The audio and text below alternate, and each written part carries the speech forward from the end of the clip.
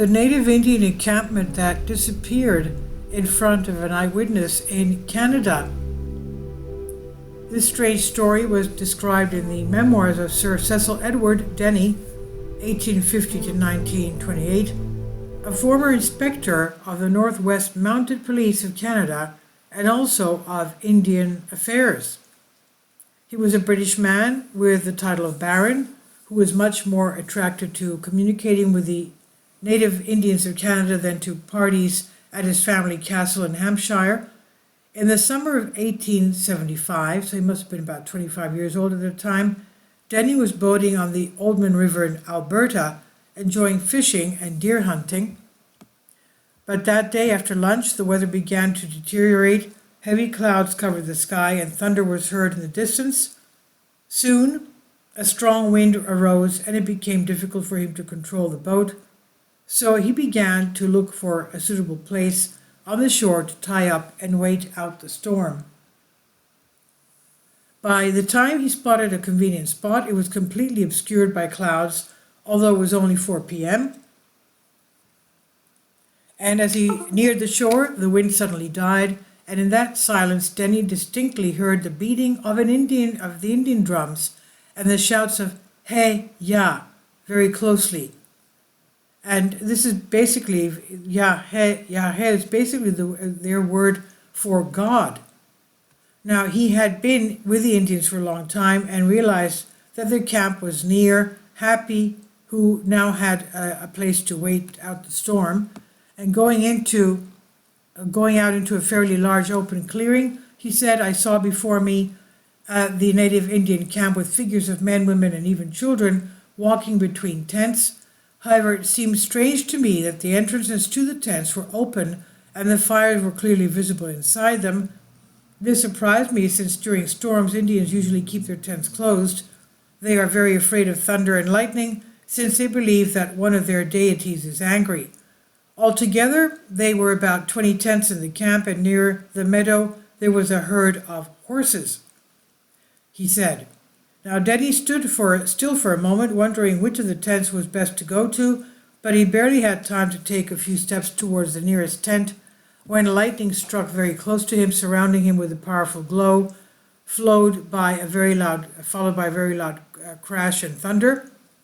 He fell down and saw a tree nearby split by lightning, and according to his watch, he was down on the ground for only 4 minutes, but when he got up and looked, he saw, to his horror, that there was nothing there. Nothing at all. No scenes, no people, even the horses disappeared. "A few minutes ago, there was a great camp of Indians here," he said, "and the voices of the Indians could be heard distinctly, but now everything has suddenly disappeared, even the herd of horses that were quietly grazing there only a few minutes ago. For a moment I stood almost speechless with astonishment," he said. "I neither saw nor heard anything, when suddenly an overwhelming feeling of terror seemed to seize me, and almost without knowing that what I was doing, I ran to the shore, dropping my gun on the ground as I ran. I did not stop until I reached the shore, and there I had to rest because of that I was able to gather my thoughts and think about what happened," he said. From where he stood, he took a good look at the clearing where the Indian camp had once stood, and he saw that there was really no sign of the tents and not a single person there. Since the bad weather was still raging, Denny was afraid to sail the boat and abandon it near the shore, then walk to the nearest British fort. He got there at 12 at night, completely wet, tired, and still shocked by what he saw. In the morning, he spoke to his fellow officers and told them that all that had happened to him, and as expected, they did not believe him and even mocked him, but he was convinced that he saw it. Then he decided to return to that place, both to get the boat and his belongings, and secondly, to examine this clearing again. He took with him 2 local Indians who were cooperating with the police, one as a guide, the other as an interpreter. As expected, the clearing by the river was completely empty, but when they looked closely, they found that the tree broken by lightning, as well as the old stones, which were already overgrown with grass.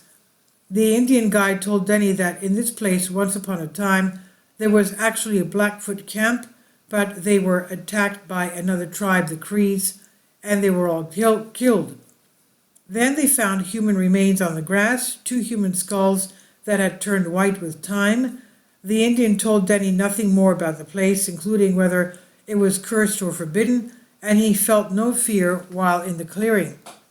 Denny himself never stopped thinking about this incident. And Danny took his boat and his gun, they left, but until the end of his days, he was convinced that what he saw were no illusions and that there really were living people walking there, and he admitted to himself that he could not solve this riddle. Please leave your comments, and thank you for your support. Please support my Patreon account. The daily posts are 5 videos daily, and they are totally different from what I have on my YouTube channel. Thank you so much for your support and that you find all my content so interesting. You'll find the Patreon account details in the description box below.